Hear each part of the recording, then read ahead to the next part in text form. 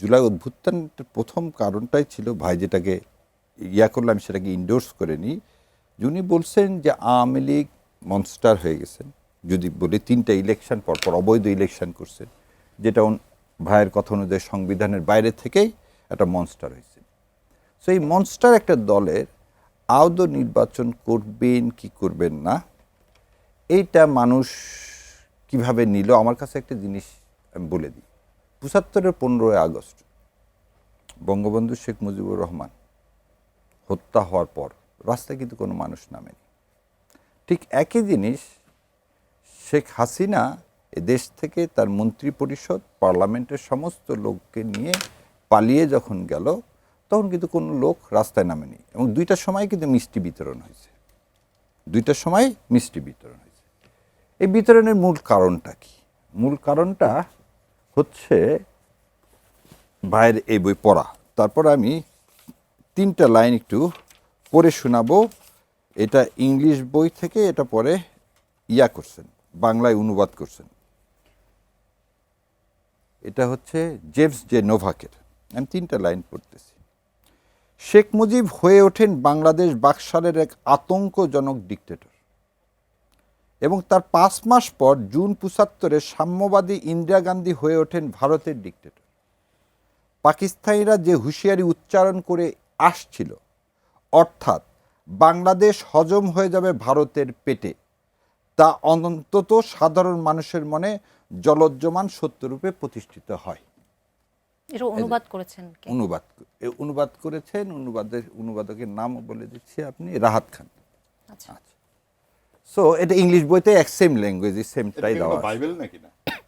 এটা বই বলে দিলাম। বাইবেল না, ওই কনস্টিটিউশন বাইবেল না, আওয়ামী লীগের ম্যানিফেস্টো বাইবেল না। আচ্ছা, এনিওয়ে, সো একটা এই জেমস জে নোভাক, ইনি কিন্তু বাংলাদেশি না, ইনি পাকিস্তানিও না, ইনি ভারতীয় না, ইনি একজন যুক্তরাষ্ট্রের সাংবাদিক। উনি বললেন যে বাংলাদেশ ভারতের মানুষ বিশ্বাস করা শুরু করেছিল যে বাংলাদেশকে ভারতীয় অঙ্গরাজ্যে প্রতিষ্ঠিত করা হচ্ছে।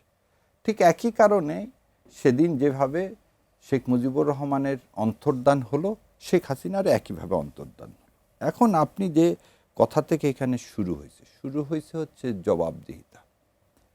জবাবদিহিতার অবশ্যই এনটিভ গভর্নমেন্ট যা করছে, এনটিভ গভর্নমেন্ট অনেক ক্ষেত্রেই ধোঁকা দিছে, এবং তার জলজ্জান্ত 2টা রাজসাক্ষী আছে।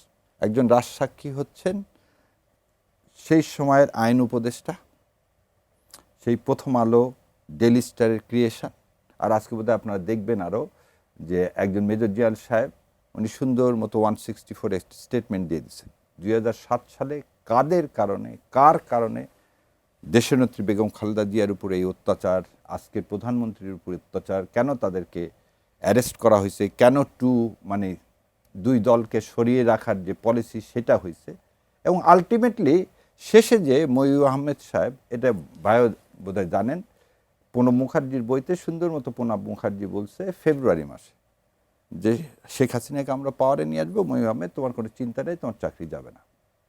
এটা আমি বিভিন্ন জায়গায় বইটা দেখাইছি।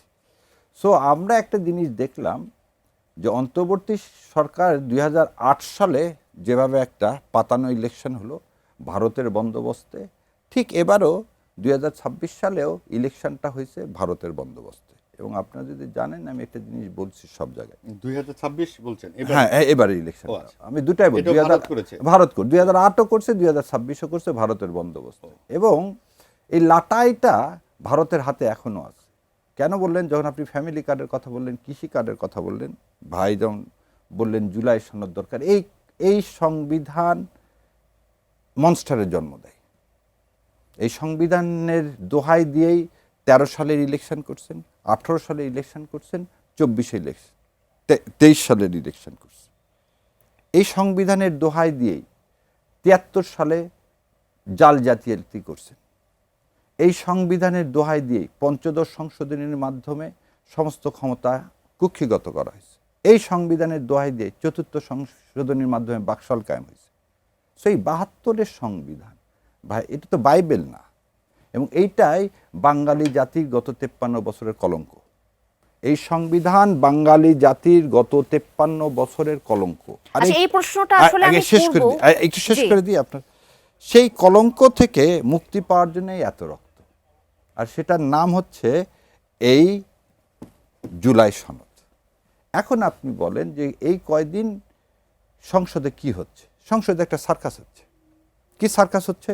বিএনপি তারা 31 দফা মানছেন না। বিএনপি কি মানতেছে না? জুলাই সনদ মানতেছেন না।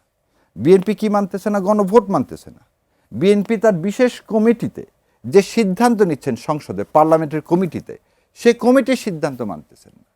বিএনপি কি করতেছেন? সমস্ত সিটি কর্পোরেশন নিজের প্রশাসক বসাচ্ছেন, 64টা জেলায় কি বসাচ্ছেন? তার নিজের দলের লোককে বসাচ্ছেন, এবং তার জন্য যুক্তি কি দেখাচ্ছেন? আমরা মেজরিটি। তার মানে কি? আমি দেখতে পাচ্ছি এই মেজরিটির নাম দিয়ে আওয়ামী লীগের চেয়েও ভয়ঙ্কর হয়ে উঠতেছে বিএনপি। এই প্রশ্নটা আসলে আমি রাখবো আপনার কাছেও। এবং এই জি। ভাইয়ের শেষ কথা বলে দিই, ভাইয়ের একটা কথা আমি সবসময় পছন্দ করি, সেটা হচ্ছে সবার আগে বাংলাদেশ। আমরা বাংলাদেশ আর কারো লাটায় কারো হাতে তুলে দিব না, আচ্ছা, সেটা ইন্ডিয়া হোক বা অন্য কোনো দেশ। কিন্তু এখন বর্তমান যে সরকার যেভাবে চলতেছে, এই ইন্ডিয়ার বন্দোবস্ত এটা মেনে নেওয়া যায় না।